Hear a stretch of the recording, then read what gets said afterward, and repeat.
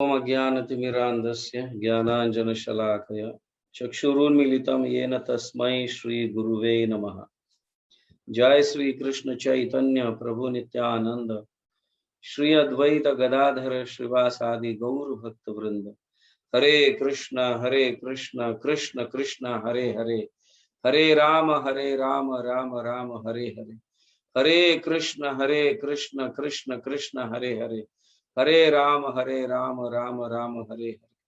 हरे कृष्ण कृष्ण कृष्ण हरे हरे, हरे राम राम राम हरे हरे। सभी भक्तों का स्वागत है। तो अब तक हमने चैतन्य महाप्रभु के शिक्षाष्टकम 8 श्लोक जो है इस विषय में चर्चा की है। तो एक बार सिर्फ ये सारे 8 श्लोक कौन सी 8 अवस्था को प्राप्त करवाती है, इस विषय में चर्चा करेंगे। जो श्रद्धा से प्रेम तक है, ठीक है।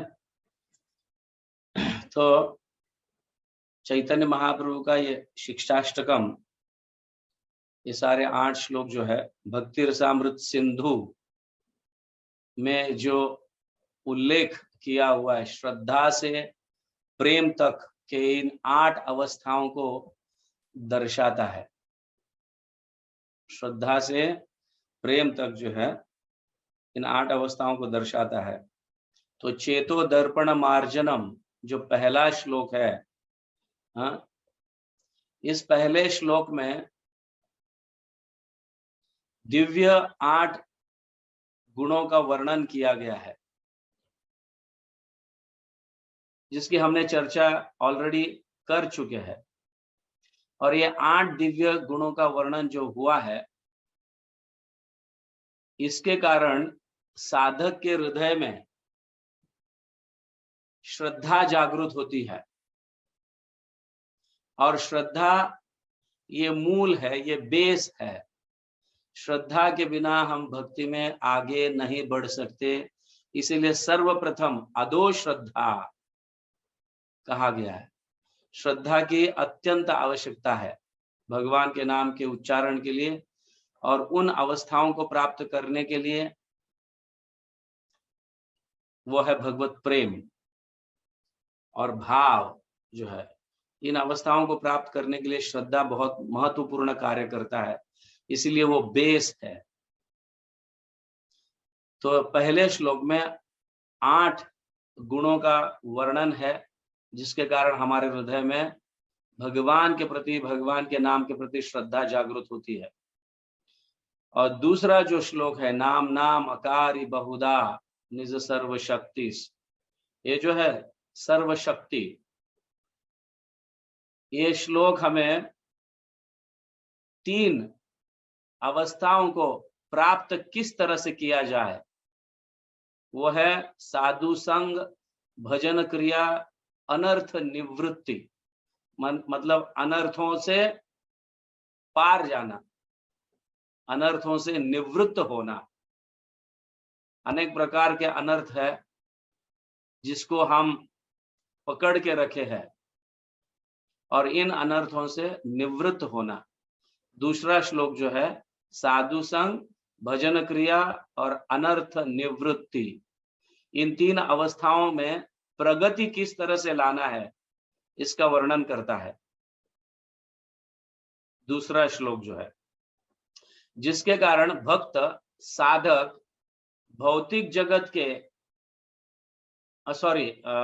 साधक जो है नाम अपराधों से दूर रहता है, या हमें सतर्क होना चाहिए इन 3 अवस्थाओं को प्राप्त अगर करना है। साधु संग, भजन, हमारा भजन भी अच्छी तरह से हो और अनर्थों से हम निवृत्त हो, इसके लिए ये बताता है कि किस तरह से हम नाम अपराधों से बचकर रहना चाहिए और वेरी केयरफुली, सतर्क होकर हमें भगवान के नाम का उच्चारण करना चाहिए, ये बताता है। और तीसरा श्लोक जो है तृणादपि सुनिचेन तरोरेव सहिष्णुना, ये जो है हमें निष्ठावान बना देता है। निष्ठावान का अर्थ है, ऑफ कोर्स निष्ठावान और श्रद्धा में कोई अंतर नहीं है, लेकिन श्रद्धा जब दृढ़ हो जाती है, डिटरमिन्ड हो जाती है, तो उसे निष्ठावान कहा गया है। समझ गया? निवृत्त अनर्थों से निवृत्त होने के कारण हमारी श्रद्धा दृढ़ हो जाती है और हम निष्ठावान बन जाते हैं। और जब निष्ठावान बन जाते हैं, हमारा जो भाव है विनम्र हो जाता है, हम में नम्रता आ जाती है। और ये सबसे पहला अलंकार है,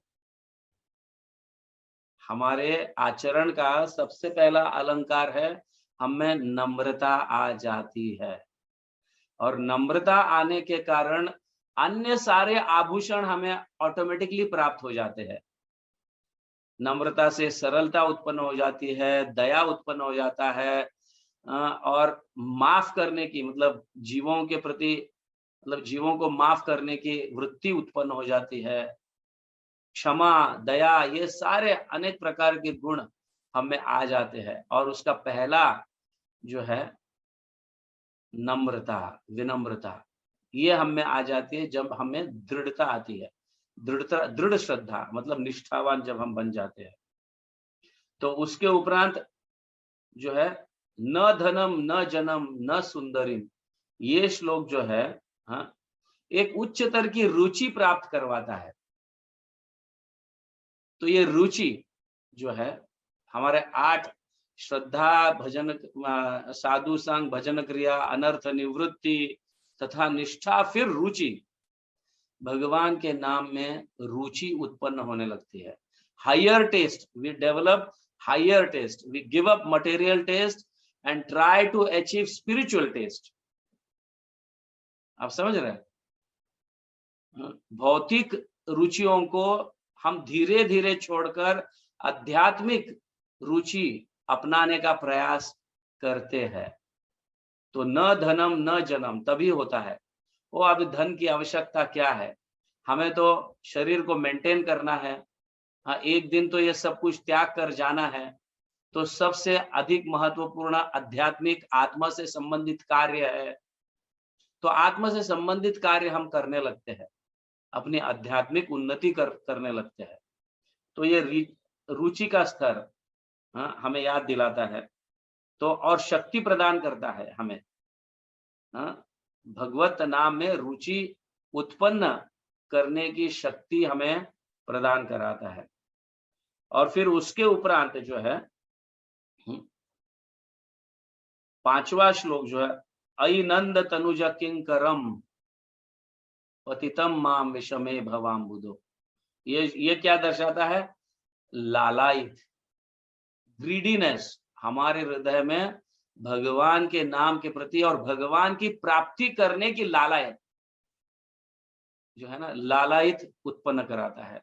कब मैं भगवान के दर्शन करूंगा, कब ये नाम जो है हरि नाम भगवान के रूप में मेरे सामने प्रकट होगा। आप समझ रहे हैं? ये है। और उसके उपरांत जो है भाव जो हमें अनेक प्रकार के भाव उत्पन्न कराता है, वो है नयनम गलदश्रुधारया वदनम गद गद हृदया गिरा। ये श्लोक जो है 6वां श्लोक जो है ये भाव की उत्पत्ति कराता है। और 3 प्रकार के सात्विक भाव हमारे हृदय में जागृत होते हैं, वो हम देखने लगते हैं। सबसे पहला क्या है? हमारे आंख में से अश्रु आना, भगवान के नाम का उच्चारण करते समय ये सात्विक भाव है। हमारे आंखों से अश्रु निकलना, ये सात्विक भाव है, ये उस भाव को दर्शाता है। और शरीर गदगद होने लगता है, और कभी कभी हम बोलते समय हमारे शब्द टूट जाते हैं। समझिए ना, एक भाव सात्विक भाव है। जैसे चैतन्य महाप्रभु जगन्नाथ नहीं बोल पा रहे थे, जब जगन्नाथ जी के दर्शन कर रहे थे तो जगन्नाथ जी नहीं बोल पा रहे थे, जग जग जग जग जग जग ऐसा। तो जिह्वा ऐसे होने लगता है, हमारे वाणी जो है इतना सात्विक बन जाता है कि शब्द टूटने लगते हैं। तो ये सात्विक भाव है। और हमारे शरीर में कंपन, पुलक, कंपन होने लगता है, रोंगटे खड़े होने लगते हैं, क्योंकि हमें भगवान का दर्शन होते रहता है। अब बहुत निकट हम पहुंचते हैं भगवान के, जब भाव उत्पन्न होता है। तो भाव जो है, नयनम गलदश्रु, ये 6वां श्लोक हमें भाव के प्रति वर्णन करता है, भाव का वर्णन करता है। और फिर युगायितम निमिषेन चक्षुषा प्रवृषायितम, ये जो है विप्रलंब प्रेम उसको दर्शाता है।